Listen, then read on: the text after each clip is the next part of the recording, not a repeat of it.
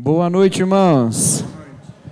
Vamos iniciar o nosso culto com alguns avisos aí das programações da igreja, tá bom? Então, lembrando a todos da nossa atualização de hall de membros, todos os cultos, meia hora antes do culto, você pode ir ali no gabinete e fazer o seu cadastro lá, tá? Então, se você não fez ainda, vai lá, faça, que o tempo está correndo. Já chegamos nos 78 ali, né? Tem mais gente ainda que não colocou o nome lá, tá bom? Então, vai lá, preencha a ficha para a gente ter as informações atualizadas aí e tudo certinho, tá bom? Muito bem.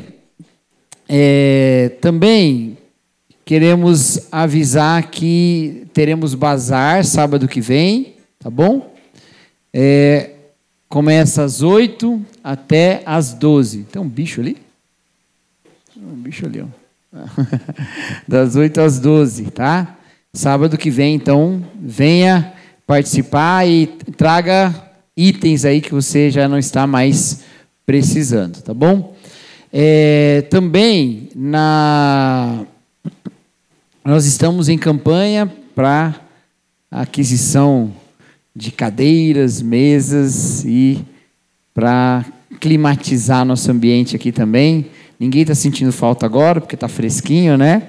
Mas chegará o dia, gente. Chegará o dia que vocês estarão aqui reclamando do calor, né? Então, mas aí não reclamarão, porque nós teremos aqui instalados ar-condicionados. Então, estamos nessa campanha aí, e fazendo parte dessa campanha, a gente vai... não sei, eu acho que eu estou falando a campanha errada. Não tem nada a ver com isso.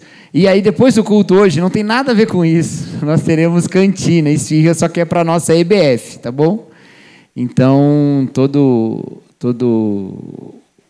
o ganho aí com essa cantina será revertido para a nossa EBF, que acontecerá em julho, dia 26 de julho, tá?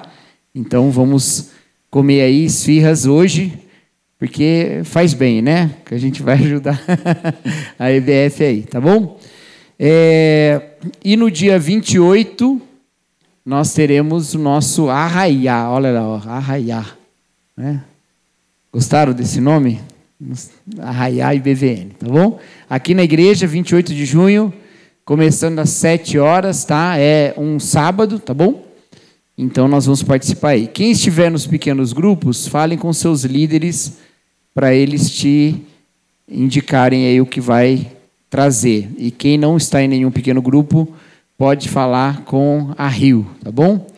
Me deram 3 nomes, mas a única que está aqui é ela. Então, fale com a Rio. Tá bom, gente? Certo? Algum aviso que ficou faltando? Não? Tem um aviso que ficou faltando, mas eu não posso dar agora. Vai ficar assim, então. Vocês vão ficar na surpresa. Domingo que vem eu vou dar um aviso, que eu não vou dar agora. Vamos orar, queridos, para a gente começar nosso momento de adoração. Senhor nosso Deus, muito obrigado, Pai, por este tempo de culto. Tempo em que nós nos reunimos, ó Pai, para honrar o Teu nome, porque Tu és santo, ó Deus. Obrigado, ó Pai, porque o Senhor recebe a nossa adoração, o nosso louvor. Mesmo, Pai, nós sendo tão indignos, ó Deus, pecadores, mas estamos aqui diante do Senhor, quebrantados, ó Deus, com a certeza de que o Senhor recebe o nosso louvor. E pedimos, ó Pai, que o Senhor fale também aos nossos corações através da sua palavra. Essa é a nossa oração em nome de Jesus Cristo. Amém. Amém. Boa noite, irmãos. Vamos nos colocar em pé. Vamos juntos adorar ao Senhor. Ele merece todo o louvor, toda a adoração aqui nessa noite.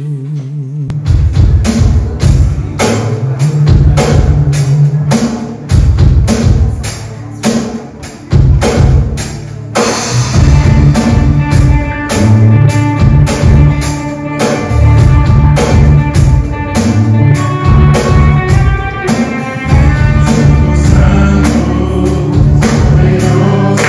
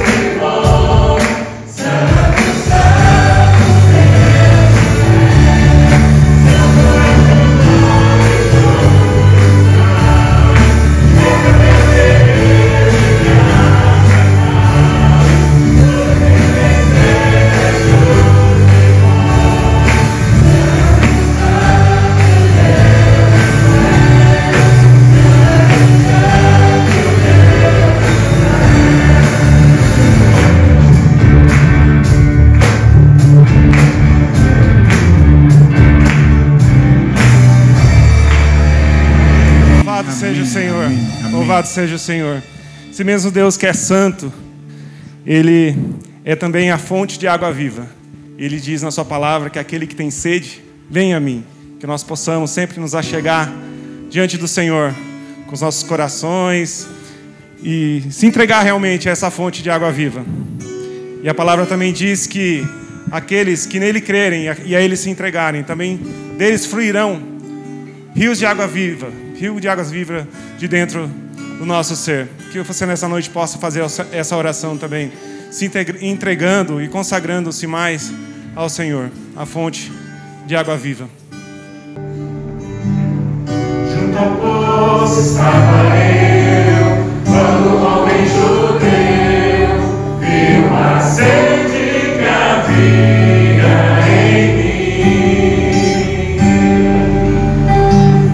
Sem ouvir, conheceu e me ofereceu uma água que jorra sem fim.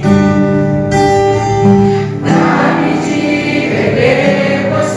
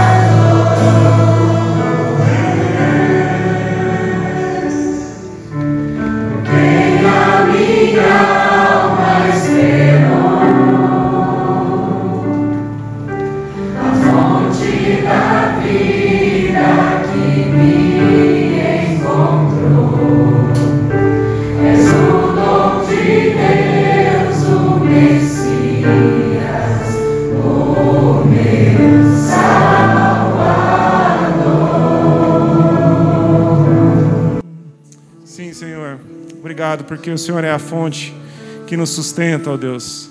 Nós somos gratos ao Senhor por tudo que o Senhor tem feito nas nossas vidas, na vida dessa igreja, ó Pai. Obrigado pelo Teu sustento a cada dia, as Tuas misericórdias, o Teu amor derramado sobre cada vida aqui, ó Deus. Nós Te louvamos, nós Te agradecemos por tudo, ó Deus. Não somos merecedores. Amém.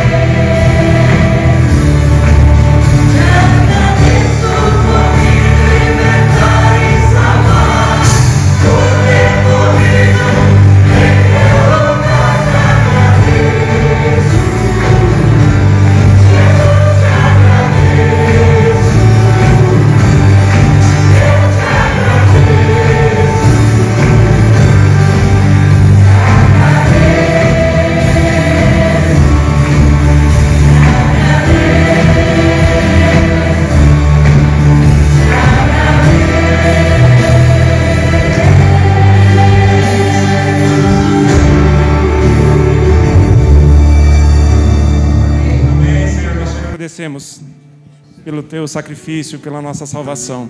Vamos orar? Quero convidar as crianças que possam vir aqui à frente. Elas também vão para a salinha, né? Ouvir a porção da palavra do Senhor. Vamos orar também pelas nossas vidas nesse momento.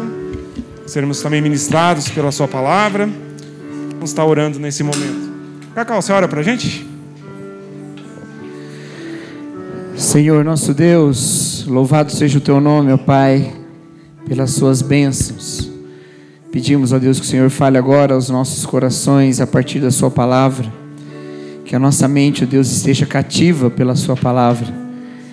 E que seja assim, tanto para os mais novinhos até para os mais idosos, ó Deus. Que todos nós, ó Pai, possamos ter um encontro com a revelação do Senhor essa noite. Em nome de Jesus Cristo que nós oramos. Amém. Antes das crianças saírem, crianças, esperem só um minutinho. Nós queremos aproveitar que depois vocês vão lá para o fundo. A gente, no segundo domingo do mês de julho, nós comemoramos o Dia do Pastor.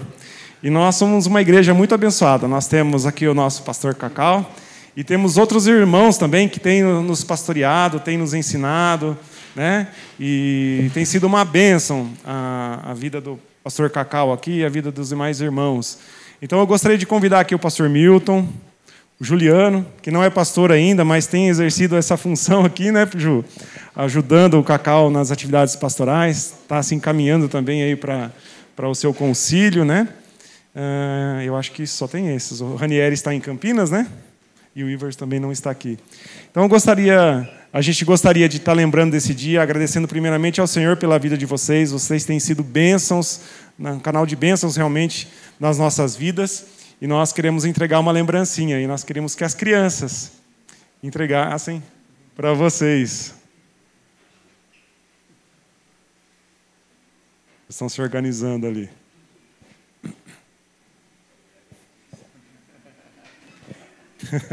O Brian nem tão criança, né, Brian?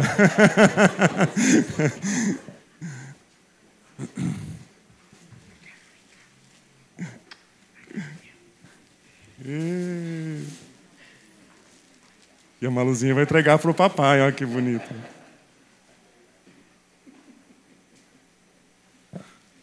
Irmãos, nós somos gratos pela vida de vocês, que vocês continuem sendo esse canal de bênção aqui na nossa igreja, nas nossas vidas, e que o Senhor possa continuar cada dia usando mais e mais a vida de vocês. Eu gostaria de orar nesse momento, agradecendo pela vida de vocês. Pedir para a igreja, se você puder, estenda a sua mão. Vamos estar abençoando essas vidas que tem tanto nos abençoado também. Senhor Deus e Pai, nós somos tão gratos ao Senhor, ó Deus, por tudo que o Senhor tem feito nas nossas vidas, tudo que o Senhor tem feito na vida dessa igreja. E hoje nós queremos lembrar da vida dos nossos pastores aqui, a vida do Cacau, do Milton, do Juliano, do Ranieri, o pastor Ivers também, ó Deus.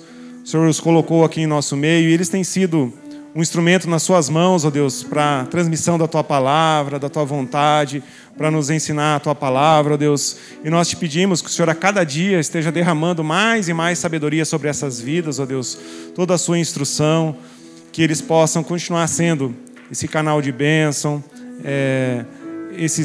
realmente esses amigos que nos pastoreiam, que nos auxiliam nessa caminhada com o Senhor, ó Deus. Obrigado pela vida de cada um deles, que o Senhor esteja abençoando todos os seus caminhos, os seus sonhos, todos os seus passos, Pai, seus estudos, ó Deus, nessa caminhada também que é ao teu lado, ó Deus. Muito obrigado pela vida deles, te louvamos e te agradecemos, ó Deus, pela vida de cada um deles. É assim que nós oramos e agradecemos no nome de Jesus, nosso Supremo Pastor. Amém. Amém. Abre, abre.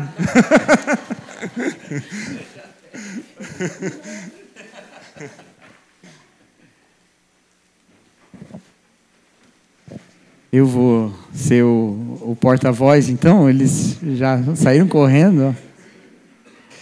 Quero agradecer o carinho da igreja. Nath, leva para mim. Agradecer o carinho da igreja, o cuidado. É um privilégio ser o pastor dessa igreja. É uma responsabilidade muito grande, né? Eu sempre me lembro do que o apóstolo Paulo fala para os pastores de Éfeso, em Atos capítulo 20, quando ele diz que eles devem cuidar de si mesmo e do rebanho que o Senhor confiou a eles para que pastoreassem, que ele comprou com seu próprio sangue. E isso é sempre um texto importante para mim, porque por um lado me dá a noção da responsabilidade, que é cuidar daqueles que foram comprados pelo próprio sangue de Jesus. Por outro lado, me dá também tranquilidade, e que se vocês são tão preciosos para Jesus ao ponto dele derramar o próprio sangue, ele não vai deixar largado na mão de um inútil como eu. E ele vai estar presente, cuidando como ele tem cuidado. E também me anima porque eu também sou parte desse rebanho comprado pelo sangue, então ele está cuidando de mim também. Muito obrigado, queridos, pelo carinho, pelo amor, e que nós sigamos sempre com a consciência de que o Senhor Jesus é o nosso bom pastor. Amém? Convido os irmãos a abrirem suas Bíblias na carta de Paulo aos Romanos, no capítulo 3. Nós estamos meditando no Evangelho. A partir do domingo passado, vocês perceberam que domingo passado a gente não falou sobre família, né? Nós fizemos mais uma pausa nesse assunto e estamos agora voltados ao tema do Evangelho. Porque, puxa, mas a pregação do Evangelho não é a pregação todo domingo, não é a pregação da Bíblia. A verdade é que o Evangelho está na Bíblia, mas a Bíblia toda não é o Evangelho, tá bom? A Bíblia não tem só Evangelho. O Evangelho é essa boa notícia de Deus para nós que está nas Escrituras.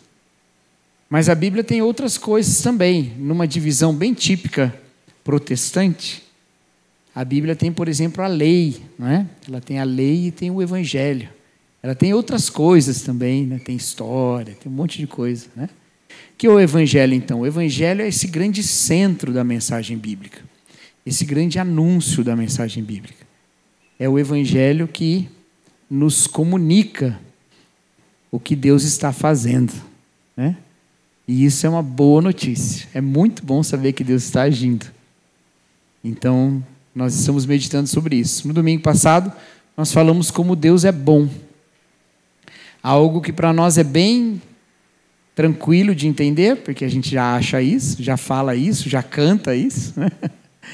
Mas que nem sempre a gente pensa nisso. E quando a gente enfrenta problemas, às vezes a gente duvida se Deus é bom, se Deus me ama, se Deus está de fato preocupado comigo, né? Mas aí a gente aprendeu a olhar para a cruz e lembrar que aconteça o que acontecer, a obra de Jesus, a cruz de Jesus Cristo é maior. Nada nos separará do amor de Deus. Foi esse o texto do domingo passado, não é? E hoje nós vamos meditar num outro ponto. Se no domingo passado nós falamos que Deus é bom, nesse domingo nós vamos falar que você é ruim. O título dessa mensagem podia ser: Você não vale nada, mas Deus gosta de você.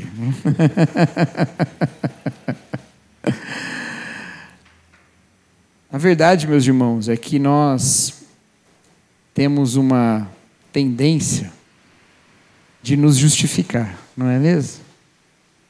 A gente tem uma tendência de nos justificar. A gente tem uma inclinação de achar que o problema sempre está fora da gente.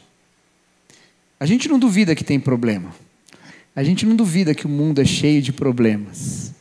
A gente não duvida nem de que não era para as coisas estarem desse jeito. Você nem precisa ser crente para pensar dessa maneira. Até quem não é crente pensa: olha, tem muita coisa injusta, tem muito desequilíbrio, né? Só que onde está o problema? Facilmente a gente vai jogar o problema para os outros. Um jornal de Londres, no início do século passado, no início do século passado, mandou várias cartas para vários pensadores, escritores ingleses, pedindo que esses escritores escrevessem um textinho para publicar, para ser publicado no jornal, respondendo a pergunta: qual é o problema do mundo? O que há, na verdade, a pergunta nem era essa. A pergunta era: o que há de errado com o mundo? O que há de errado com o mundo? É interessante essa pergunta naquela época em que os avanços tecnológicos pareciam, sim, imparáveis. E para o bem, né? Hoje a gente tem uma postura mais crítica desses avanços tecnológicos, a gente já viu a poluição e tudo mais, né? Mas na época via-se como a solução de vários problemas. Os avanços tecnológicos, a produção industrial garantindo o abastecimento do mundo inteiro, né? De não se preocupar com essas coisas. Mas continuava tendo problema, mesmo com esses avanços todos. Ao ponto de, no início do século passado, ter uma guerra mundial e depois, um pouco mais para frente, outra guerra. Então, esse convite à reflexão, o que há de errado com o mundo, foi enviado para vários autores. E um deles foi o Chesterton, Gilbert Chesterton. E o Chesterton escreveu o texto mais curto de todos eles. Ele respondeu a carta com uma outra carta, em que ele dizia assim: prezados, vírgula, eu, ponto. O que há de errado com o mundo? Chesterton dizia: eu sou o que há de errado com o mundo. Talvez ele estivesse sendo um pouco exagerado, tem muitas coisas que não tinham a ver com ele. De qualquer forma, essa reflexão é uma reflexão bastante cristã. O que há de errado com o mundo? Tem muita coisa errada no mundo, mas algumas dessas coisas passam por mim. Há muita coisa errada no mundo, e eu sei que eu sou uma força que pode contribuir para melhorar algumas dessas coisas, para consertar algumas dessas coisas, mas eu também sei que em mim há potenciais para piorar a situação, e que frequentemente eu faço a escolha de piorar. Não é? Vamos ser bem sinceros aqui. Hoje é dia de ser sincero, hein, gente? Frequentemente a gente escolhe o caminho que não é o melhor caminho. Como eu disse, esse é um reconhecimento cristão, porque a gente entende que o que há de errado com o mundo não é porque Deus projetou um mundo ruim. Deus é bom. A palavra de Deus nos fala lá em Gênesis, no texto da criação, de que tudo que Deus criou era bom. Quando ele terminou toda a sua criação, ele olhou para tudo e viu que tudo era muito bom. Há uma afirmação categórica dessa bondade original, dessa perfeição original. De modo que a gente não pode negar isso se a gente quiser ser correto com a doutrina cristã. O mundo originalmente era bom. E o que desencadeou os problemas do mundo foi justamente a negação do bom propósito do mundo. Um mundo criado para a glória de Deus foi submetido à inutilidade, como fala a palavra de Deus em Romanos capítulo 8. Foi submetido à inutilidade. Foi desviado do seu propósito.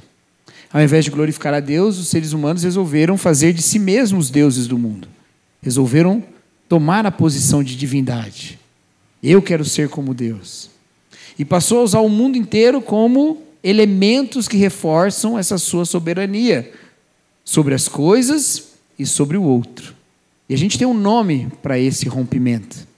E o nome para esse rompimento é pecado. O que há de errado com o mundo é que o mundo é cheio de pecador. E dentre esses pecadores se encontra eu. Por isso que o Chesterton não estava certo em dizer, ou não estava errado em dizer, o problema do mundo sou eu. Não foi só o Chesterton que disse isso. A Taylor Swift disse isso também numa música um tempo atrás aí, né? I'm the problem, it's me, não é? Ela falou isso. Esse reconhecimento de que em mim há potenciais positivos, porque de fato eu sou parte daquela boa criação de Deus. Quando Deus olhou e viu que tudo era bom, o que me constitui estava lá também. Mas há essa marca do pecado. Meus irmãos, se eu quero entender o Evangelho, e o Evangelho é uma boa notícia de que Deus é bom, a pergunta subsequente a essa afirmação de que Deus é bom é: se Deus é bom, por que que o mundo está desse jeito? E aqui eu não quero trazer esse tema do pecado, um tema que a gente vai refletir hoje, para a gente pensar apenas num nível individual. para a gente pensar apenas no sentido de como que eu resolvo o problema do pecado para eu poder ser acolhido na mansão celestial. Que é muitas vezes a forma como a gente aborda o problema do pecado. Eu preciso resolver o meu problema para eu ir para o céu. Não é? Eu preciso lavar o meu coração com Jesus, né? O sabão lava o meu pezinho, lava a minha mãozinha, lava o meu rostinho, lava a minha mão, né? Mas Jesus, para me deixar limpinho, quer lavar o meu coração. Eu quero lavar o meu coração, resolver o meu problema. E o resto fica aí. Ou como dizia aquela outra música, eu nunca entendi muito bem essa música, aquela lá, né? Se você não for, não me impeça a ir, né? Eu estou indo, caminhando voo para Canaã. Se você não for, o problema é seu. Não é esse tipo de reflexão individual? Faz parte, sim, a responsabilidade individual do pecado. Mas eu não quero que a gente pare aí, porque a boa notícia de Deus não é a notícia de que a gente pode ir para o céu. A boa notícia de Deus é que o mundo não está abandonado à anarquia do pecado. Que existe um rei, e esse rei quer colocar todas as coisas no lugar. Há várias maneiras como a Bíblia trata isso, e uma delas, e das mais bonitas, é quando ele diz que Deus é um Deus que tem planos de shalom, tem planos de paz, tem planos de plenitude, tem planos de prosperidade. Deus quer colocar todas as coisas no seu lugar.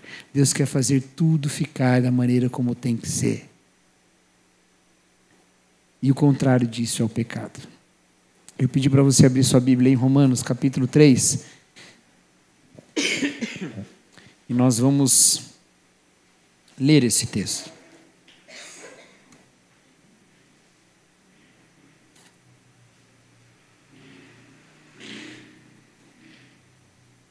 Romanos 3, a partir do versículo 9, tá bom?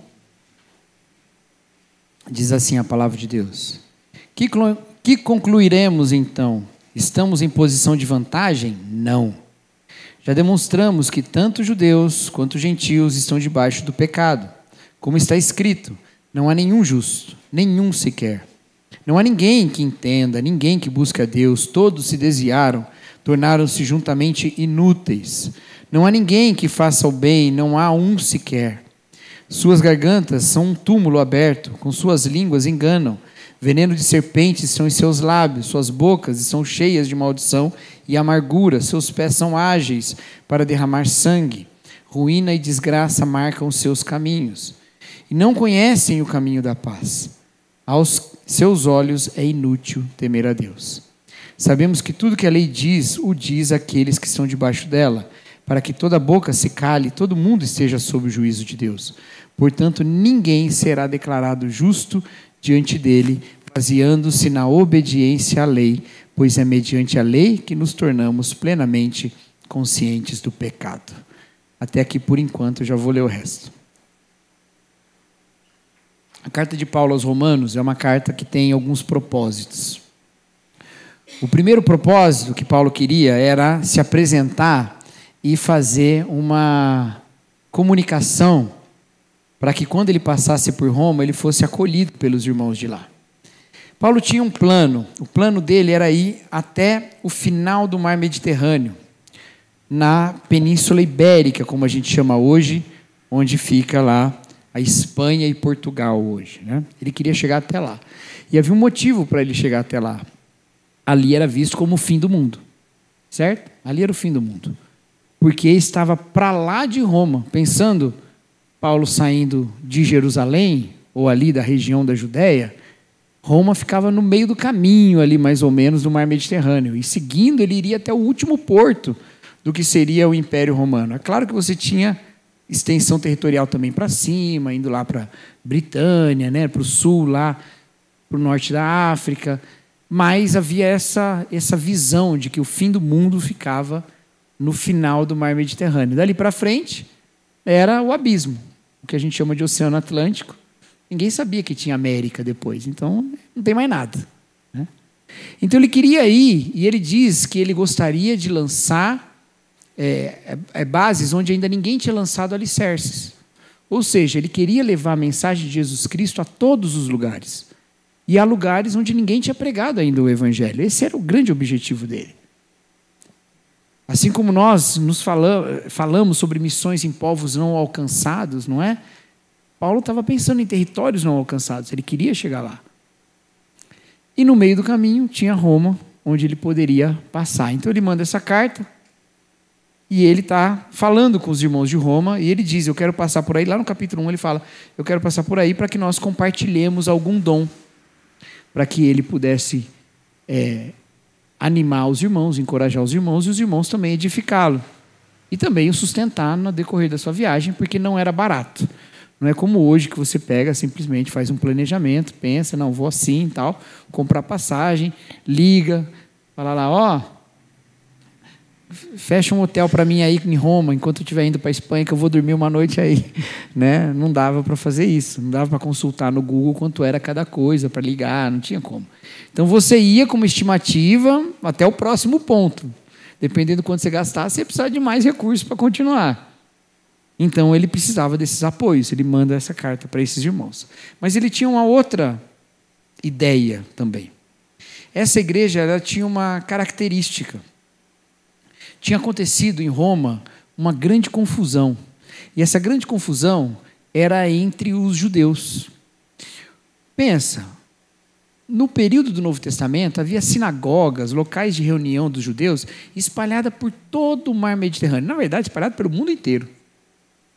Para o Oriente também tinha. Muitas sinagogas espalhadas pelo mundo. E as sinagogas eram onde se reuniam os judeus. Paulo, judeu, saiu pregando onde? Nas sinagogas. Assim como Jesus, antes dele, pregava também nas sinagogas. E algumas dessas sinagogas se convertiam ao cristianismo. Eles reconheciam que aquilo que Paulo estava falando cumpria as profecias do Antigo Testamento, fazia todo sentido e falava, de fato, esse Jesus é o Messias. E às vezes, um líder da sinagoga se convertia, ou a sinagoga toda.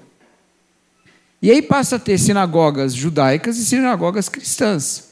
E aí os judeus começam a querer impedir que os cristãos tomem, né? Que haja conversão das sinagogas. É por isso que lá, naquela história em que Paulo está indo, carregando cartas, respirando ameaças de morte, e ele cai no caminho de Damasco, né? Aquela história é uma das tentativas dos judeus de impedir o avanço do cristianismo dentro da comunidade judaica. Então, quando acontecia isso, gerava várias discussões. E dentro das sinagogas, várias discussões, e algumas muito acaloradas. Tanto que Paulo estava indo para autorizar as pessoas para matar naquela época do passado, antes dele se converter. Então, as discussões ficavam muito acaloradas. E isso chegou em Roma. E aí, o imperador romano, vendo essa situação toda, ele não sabe diferenciar um judeu de um cristão. Para ele é tudo judeu, é tudo um povo aí que se reúne na sinagoga. Ele não sabe o que é um, o que é outro. E para tentar resolver o problema da confusão que estava dando, que uma fonte extra-bíblica diz que eles discutiam por causa de Crestos, e os historiadores entendem que ali era uma corruptela de Cristos, eles discutiam por causa de Cristo, né? O imperador romano resolveu expulsar todo mundo que fosse judeu de Roma, e mandou os judeus todos embora. Só que não tinha só judeus entre os cristãos. Havia cristãos que eram gentios também, que não eram judeus. Então, quando os judeus foram expulsos, a igreja que ficou em Roma não era mais uma igreja marcada pelo judaísmo, era uma igreja de gentios. E ela fica em Roma, entendeu? É como se... Vamos dar um exemplo da nossa história aqui, dos batistas de Nova Odessa. No começo da pregação do evangelho através das igrejas batistas aqui na nossa cidade, os primeiros irmãos batistas eram de identidade letã, da Letônia, né? Os famosos letos.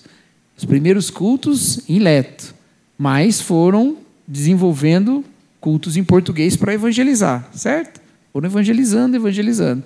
Vamos supor que o Brasil entrasse em guerra com a Letônia naquela época e os letos fossem todos expulsos do Brasil. A igreja ia continuar com os brasileiros, certo? Mas, acabada a guerra, voltando os letos para Nova Odessa, iam encontrar uma igreja que continuava cristã, continuava sendo uma igreja de Jesus, mas as características mais étnicas que aquela igreja tinha já não vão ter mais. Faz sentido isso que eu estou falando? Entendeu? Então as músicas não são só músicas que foram traduzidas do Leto, agora tem músicas que são músicas aqui do Brasil mesmo, né? Umas paródias de alguma música da Marília Mendonça, que colocou... Não tinha Marília Mendonça naquela época, mas assim, né? Alguma coisa assim, músicas brasileiras com letras cristãs. É isso que aconteceu em Roma. Quando os judeus voltam, depois que o imperador morre, ele encontra uma igreja que é completamente diferente. Entendeu? E essa igreja completamente diferente, era diferente em pontos que para os judeus eram muito sérios. Por exemplo, eles comiam coisas que os judeus não comiam. Eles não realizavam algumas das coisas que os judeus consideravam importantes de serem realizadas, em termos de vinculação com a sua origem étnica. Então Paulo escreve essa carta tentando resolver esse problema, porque judeus e gentios começaram a entrar em conflito. Qual o jeito certo de ser cristão? O jeito certo de ser cristão é sendo um cristão judeu. Qualquer gentio que queira ser cristão tem que virar judeu antes. Tem que se circuncidar, tem que parar de comer bacon, parar de comer camarão, parar de comer caranguejo. Tem que entrar na linha. Tem que no sábado largar tudo e não trabalhar. Tem que fazer as mesmas coisas que a Torá pede. E aí Paulo manda então essa carta. E essa carta, ele faz toda uma argumentação. E a argumentação dele é tentando mostrar como ninguém é melhor que os outros. E talvez seja o caminho que nós não tomaríamos na nossa vida. Se a gente chegasse lá naquela igreja em Roma e a briga de judeu e gentil, e um olhando na cara do outro, a gente ia chegar para o judeu e falar assim, mas presta atenção, os gentios são pessoas boas. Não é porque eles são gentios que eles são ruins. Aí a gente ia nos gentios e ia falar assim, gente, os judeus são pessoas boas. Não é porque ele tem esse monte de regra que eles são pessoas ruins, eles são pessoas boas. E aí ia falar para todo mundo, gente, nós somos bons, nós somos amáveis, vamos caminhar juntos. We are the world, we are the children, vamos lá, vamos viver em paz. Mas Paulo faz o contrário. Ele chega nos judeus e fala assim, os gentios são fogo, né? São terríveis. Mas vocês também, viu? Aí vai nos gentios e fala assim, os judeus são difíceis, hein? Mas vocês também. Ele, ao invés de igualar todo mundo, porque todo mundo tem esses bons potenciais, ele vai lembrar que todo mundo é pecador. E é por isso que ele chega aqui no capítulo 3, concluindo essa argumentação, dizendo assim, ninguém presta. Não tem ninguém que faz o bem, não tem ninguém que busca Deus. Ninguém. Então presta atenção, antes de vocês ficarem se achando melhores uns que os outros, lembra que vocês são os piores que tem. Porque todos nós somos os piores. E aqui vem um dos motivos pelos quais nós não podemos abandonar a doutrina do pecado na igreja. A doutrina do pecado é uma das mais indigestas para o mundo atual. Porque você não quer falar com as pessoas sobre culpa, né? Já está todo mundo meio neurótico, aí todo mundo já com um monte de problema de culpa, né? E aí você vai falar sobre pecado, sobre culpa. Ninguém quer ouvir sobre isso. Mas a verdade é que a palavra de Deus nos fala sobre a culpa do pecado, porque ela quer nos levar até a misericórdia. Entendeu? Ela quer nos levar até a graça. Aí a gente quer negar essa realidade e não consegue chegar até a graça. E aí o primeiro problema é esse. A gente passa a categorizar as pessoas em grupos de pessoas boas e pessoas más. Aos bons e aos maus. E eu estou em que lado? Eu estou no lado dos bons. E aí já criou-se um problema fundamental para desenvolvermos relacionamentos de valor. A gente não consegue desenvolver bons relacionamentos. Porque, na verdade, nas nossas relações, tudo que está acontecendo o tempo todo é um monte de sentenças. Não, dessa aí você está absolvido. Dessa aqui você é culpado. É o tempo todo botando o outro em avaliação, ao invés de reconhecer que todos nós somos pecadores. Paulo faz um caminho inteligentíssimo para celebrar a comunhão nessa igreja. Ele parte da origem comum de todos eles. Todos são pecadores. E ele vai dizer, judeus, você olha para os gentios e fica abismado com as coisas que eles fazem, de fato, um bando de moral. Gente que virou as costas para Deus. Eles, ao invés de olhar para a natureza e reconhecer que é um Deus criador de tudo, eles pegaram a própria natureza e transformaram elas nos seus deuses. Em vez de olhar para uma árvore e falar, uau, Deus é maravilhoso, olha a árvore que ele criou. Ele arranca a árvore, esculpe um ídolo na árvore e adora o ídolo lá. Qual é que é o nome do ídolo lá que era famoso na época, Mitra. Adoravam lá o tal do Mitra. Olha só que coisa terrível que eles fazem, judeus. Agora, você há de convir comigo que nem todos fazem isso. Alguns deles fazem umas coisas boas, não é? Porque esses aí que adoram esses deuses todos, eles fazem um monte de coisa ruim. Os relacionamentos deles são todos errados. Eles são promíscuos, a parte de sexualidade deles é uma confusão. E eles também são mentirosos, e são enganadores, e são gente violenta, gente que não presta. Agora, nem todo mundo é assim. Aí o capítulo 2, ele fala, não, tem uns que fazem coisas boas. Mas esses são os piores. Porque quando eles fazem coisas boas, eles mostram que eles sabem o que é certo. Só que eles não fazem coisa boa o tempo todo. Faz coisa boa, beleza, de repente, faz um negócio errado. E eles nem podem se desculpar, porque aqueles primeiros, pelo menos, só fazem o que é errado. Esse segundo, eles ainda acertam às vezes. Então eles sabem o que é certo, e mesmo assim, erram. Terrível. Fico pensando no judeu lendo a carta e os outros judeus ouvindo, falando, é isso mesmo. Aí Paulo fala de um terceiro grupo, ele fala assim,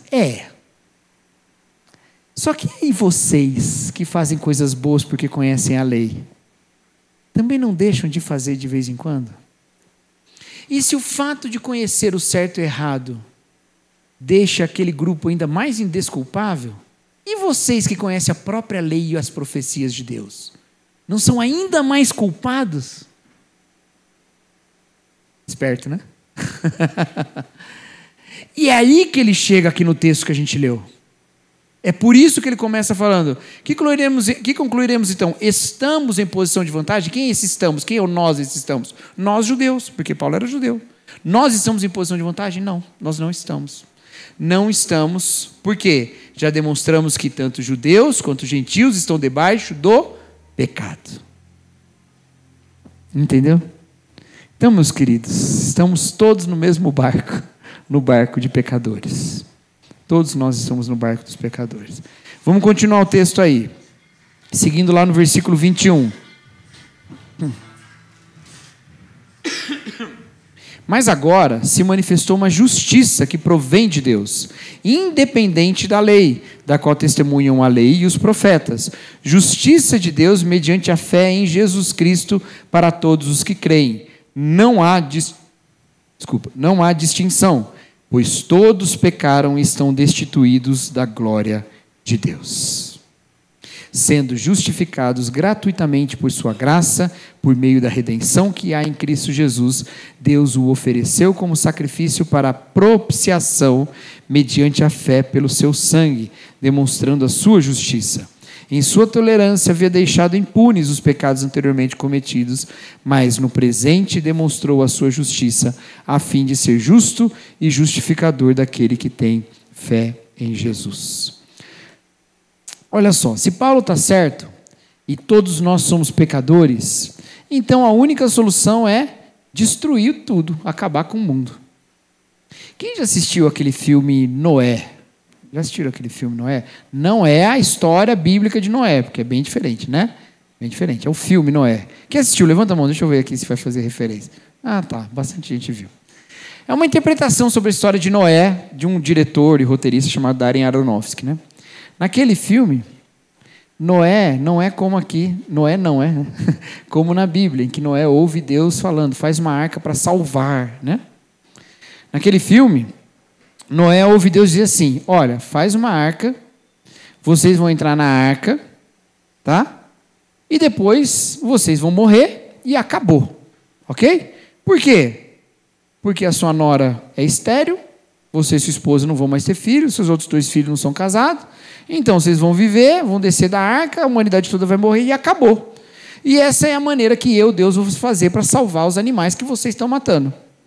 Entendeu? Bem diferente da história bíblica, né? Mas essa é uma visão que a gente chama de misantrópica, né? Uma visão que entende que a solução para o mundo é destruir o ser humano. É um ódio ao ser humano, é um misantrópico. Que é destruir o ser humano. Algumas pessoas pensam assim, esse mundo só vai ter jeito quando a gente desaparecer, né? A humanidade é uma doida. Outro dia eu vi uma tirinha na internet que era um planeta Terra assim, aí o planeta Terra espirra. Atchim! Aí os outros planetas falam, ixi, ele pegou humanos, está doente, né? Vê os seres humanos como um vírus da Terra. E essa é uma visão tanto quanto comum quando a gente olha o mundo e percebe que o mundo está ruim por causa do pecado e quem peca é ser humano. Seu cachorrinho não peca, seu gatinho não peca, quem peca é ser humano. Então o culpado é o ser humano. Então a única maneira de salvar o mundo é destruir tudo. Todos pecaram, ninguém presta, então acabou. Aí Paulo diz, não, mas essa não é a história toda. A história é que agora se revelou uma justiça de Deus. Uma justiça que é diferente, ela não vem pela obediência da lei. Porque se fosse pela obediência da lei, a gente estava crespado, não ia ter jeito. A gente não consegue obedecer. Qualquer regra que dão para a gente quebra. Regras são feitas para ser quebrada. Não adianta dar uma lei dizendo esse é o jeito certo de fazer, que a gente vai quebrar, a gente sempre quebra. Mas tem uma justiça que se manifesta que não é pela lei. A lei me dá a consciência do meu pecado, é o que fala lá no versículo 20, no finalzinho. É mediante a lei que nos tornamos plenamente conscientes do pecado. Eu entendo o meu problema, mas isso não é tudo. Eu fui no médico, recebi um diagnóstico, mas isso não é tudo, tem um tratamento, não é só diagnóstico. A lei me dá o diagnóstico, ela fala qual é o problema, e o problema é pecado. Mas Deus não terminou. E Deus vai resolver isso tudo. E Ele não vai resolver sacrificando os seres humanos, o que seria a maneira como a gente pensa, né? Mas Ele não vai resolver desse jeito. Ele vai resolver redimindo o ser humano por uma justiça manifestada em Jesus, e essa justiça manifestada em Jesus é a que nos traz a boa notícia do Evangelho. A boa notícia do Evangelho é que ainda que nós tenhamos todos os nossos desmandos e tenhamos feito desse mundo algo muito aquém do que ele deveria ser, está vindo aquele ser humano que veio, né? Veio à luz dos homens, como fala lá em João, e retornará aquele ser humano, Filho de Deus, Deus verdadeiro, que reinando sobre todas as coisas, colocará tudo no seu lugar. E aí não haverá mais pecado, e aí não haverá mais destruição. Meus irmãos, a fé que nós temos nessa restauração de todas as coisas passa pelo reconhecimento de que nós somos pecadores. E o reconhecimento de que nós somos pecadores frutifica de várias maneiras. Em primeiro lugar, frutifica no entendimento de que nós não estamos em vantagem em relação a ninguém. Uma das coisas que mais afastam as pessoas dos cristãos evangélicos do nosso país é como os cristãos evangélicos se acham superiores aos outros. E se tem uma coisa que a gente não deveria se achar é isso, porque a gente deveria ter mais consciência de quão ruim a gente é. A gente continua achando que o problema são os outros. Mas não, o problema é o pecado que todos nós cometemos. O pecado em que todos nós vivemos. Um fruto de uma boa doutrina do pecado é o reconhecimento de que todos nós somos vítimas dessa doença e que todos nós então precisamos reconhecer que precisamos de um Salvador. Um outro fruto que nós temos de uma boa doutrina do pecado é a própria compreensão do amor de Deus. Meus queridos, nós não compreenderemos como somos amados por Deus se nós não compreendermos que nós não merecíamos esse amor. É muito importante isso. Se você tira a doutrina do pecado da pregação do Evangelho, o que Deus tem para você não é graça, é mérito. E se é mérito, você não precisa nem agradecer, você merecia. Certo? Se você tira a doutrina do pecado, se você tira a consciência do pecado que a lei promoveu na sua vida, você saber que você é pecador, se você tira isso, tudo que Deus te dá, Ele te dá porque você merece. E se você merece, o responsável por isso é você mesmo. E se o responsável por isso é você mesmo, você não pode contar com Deus.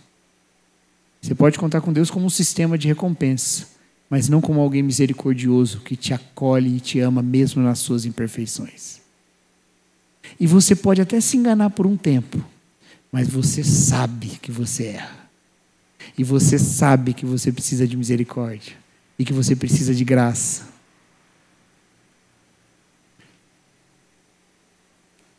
Se nós não reconhecemos que somos pecadores, meus queridos, o que recebemos de Deus é mérito nosso. E se é mérito nosso, nós estamos muito solitários.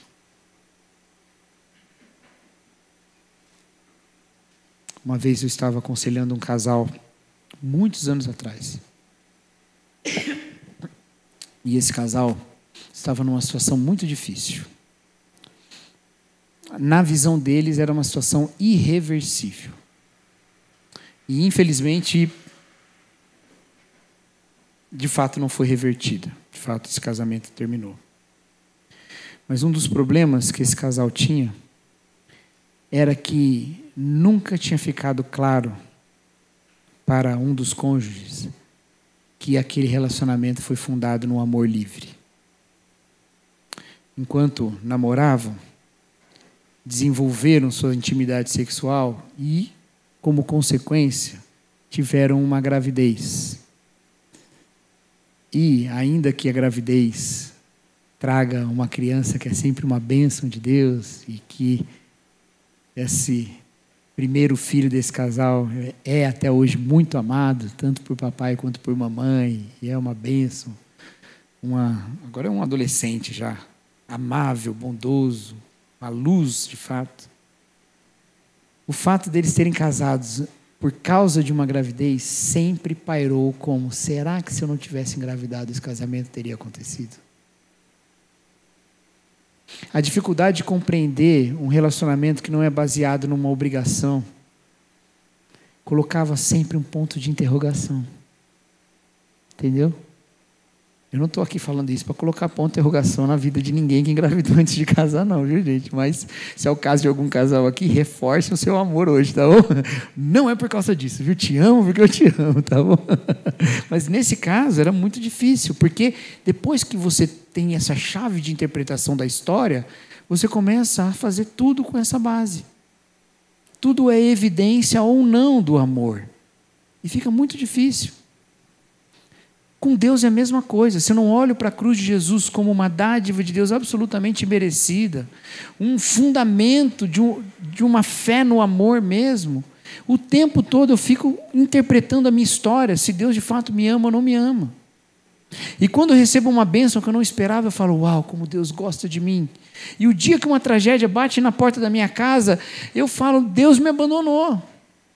Porque Deus só me deu Jesus por obrigação, afinal de contas, eu merecia.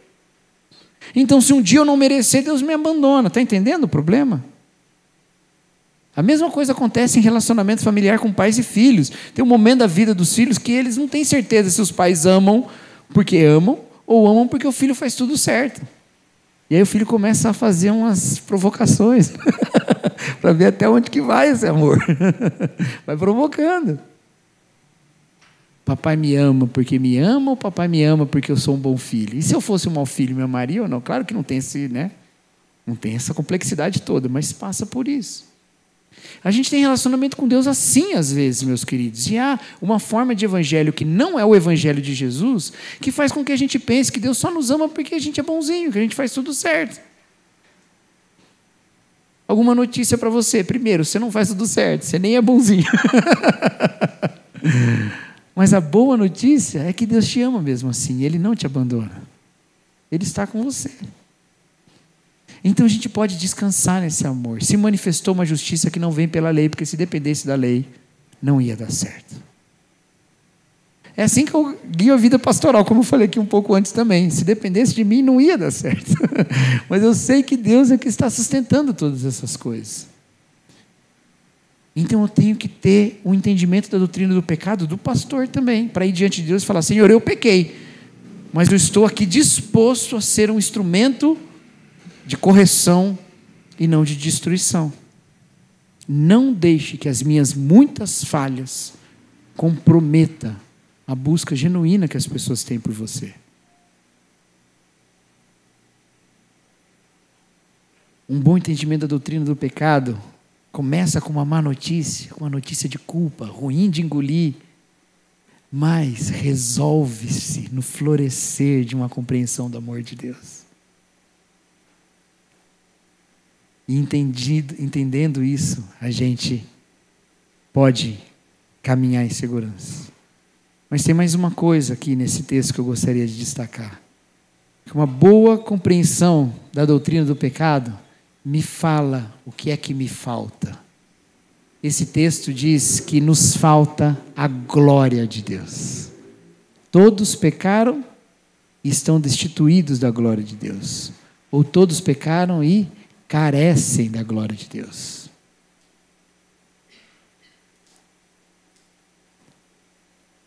Hoje nós cantamos para o nosso Deus, nosso Senhor Jesus Cristo, uma interpretação da história da mulher do poço, conhecida por mulher samaritana.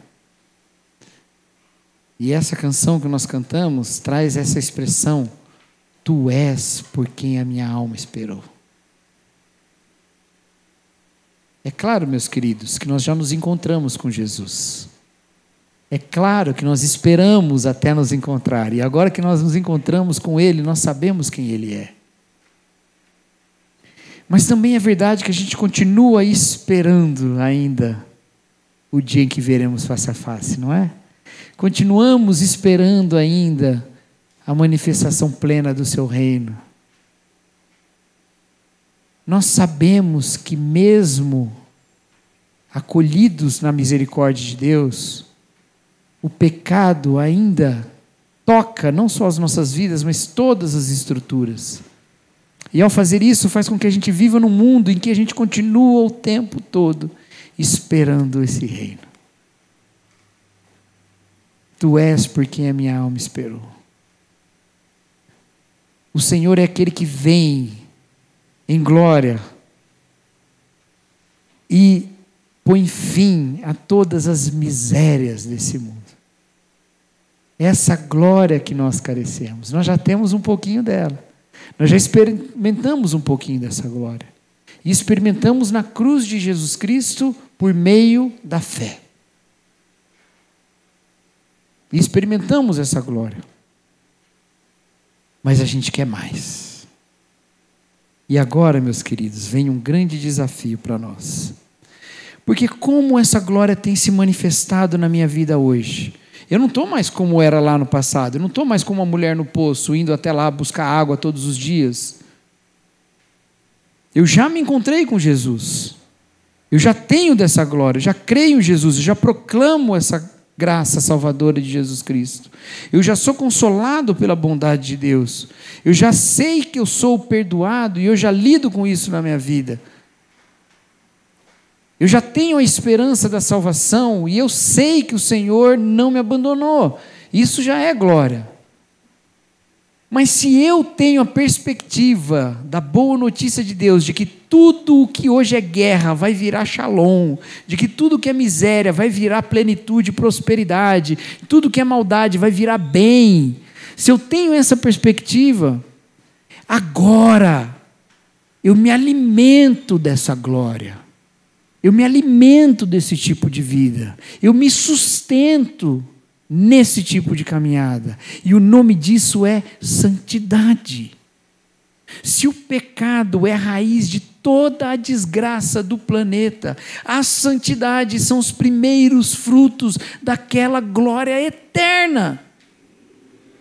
Todos pecaram e carecem da glória de Deus, mas essa glória é revelada no Evangelho, é revelada em Jesus Cristo, e quando Jesus revela essa glória para mim, eu quero mais e mais dessa nova vida, a começar em mim, a começar das minhas atitudes, da minha maneira de perdoar o que antes eu considerava imperdoável, da minha forma de falar a verdade mesmo com prejuízo próprio, que antes eu usaria uma mentira para me dar bem, da minha forma de ser fiel nos meus relacionamentos, quando antes eu era uma pessoa traidora.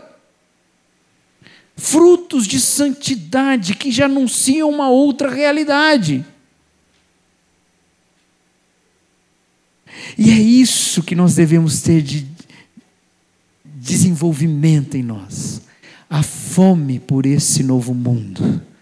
E a fome por esse novo mundo que me leva a me alimentar todos os dias da vontade de Deus. Meus irmãos, meu propósito hoje é te afastar do pecado. Mas o meu propósito não é te afastar do pecado dizendo para você quantos infernos te esperam. Quantos infernos te esperam? Porque nenhum inferno te espera mais. É te afastar do pecado, te atraindo a glória do Senhor que já se manifesta nos nossos dias. As primeiras luzes da alvorada, aquele céu que até pouco tempo atrás estava todinho escuro, mas agora já começa a ficar laranjado. Já está se anunciando uma nova realidade. E ela vem no cumprimento da vontade de Deus, na minha e na sua vida. Meus queridos, todo sermão tem que ter um apelo, dizia o John Stott. Todo sermão tem que ter um desafio. E o desafio que eu deixo para os irmãos essa noite é o desafio de buscar a santidade. É o desafio de caminhar em retidão. É o desafio de demonstrar os frutos do Espírito Santo. E o alvorecer desse novo dia que está chegando. Agora, se você não quer isso, você tem que se perguntar se você quer realmente o shalom de Deus. Se você realmente quer o fim de toda a desgraça do mundo. Tá? Pensa comigo. Eu espero aquele momento em que o mundo vai ser transformado por Deus. E vai ser tão bom. Mas por enquanto, eu me alimento e me aproveito da desgraça do mundo presente. Aí não. Aí eu estou me apegando mais e mais ao mundo que passa e abandonando a realidade eterna. Estão entendendo isso que eu estou falando? Se eu me deleito no pecado, eu estou me deleitando na realidade que passa. Se é no pecado que eu estou encontrando a minha alegria, eu estou me alegrando no que está fadado à destruição. Agora, se a minha alegria está na glória do Senhor, da qual eu careço, pela qual eu clamo todos os dias, pela qual eu anseio como a corça anseia pelas águas, então, tudo que é pecado desse mundo é fraco demais, é amargo demais, não tem o sabor do novo mundo, não tem o sabor de uma nova realidade. Nós precisamos voltar a nossa vida na direção do que é eterno. Só assim, meus queridos, nós vamos viver uma vida plena num mundo em pedaços. Só assim. Não se contente com o pecado. Não se deleite no pecado. Não se satisfaça no pecado.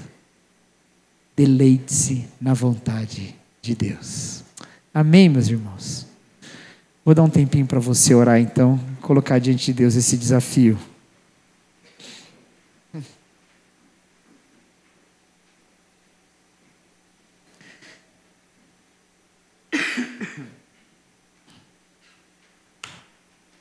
Peça ao Senhor que te fortaleça nessa busca, te sensibilize a respeito do pecado, mas que te atraia também para a vida de eternidade.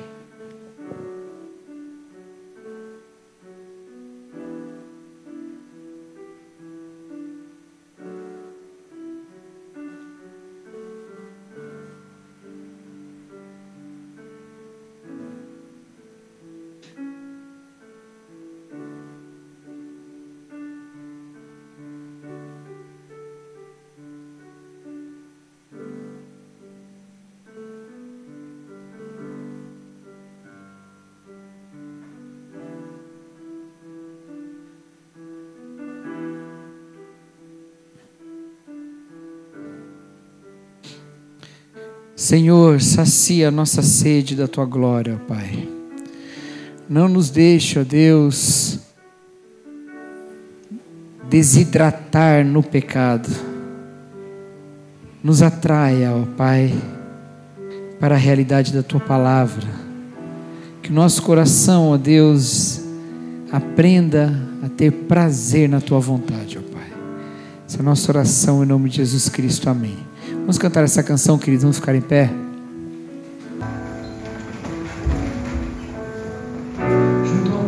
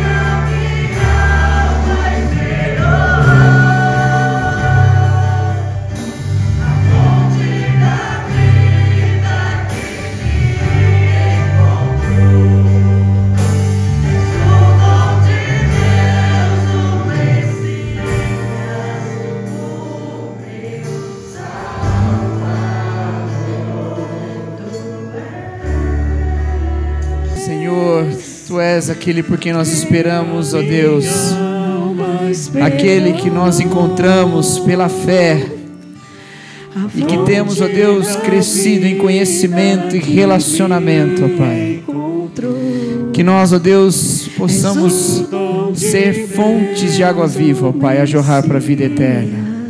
Nos ensina, ó Deus, a nos deleitar na Tua palavra, na Tua graça, no Teu Evangelho. E que a graça do nosso Senhor Jesus Cristo, o amor de Deus o Pai, a comunhão e a consolação do Espírito estejam com todos aqui. E com todos aqueles que amam ao Senhor Jesus Cristo com amor sincero, espalhados que sejam pela face da terra hoje e para todo o sempre. Amém. Amém. Os irmãos podem se assentar, que Deus os abençoe.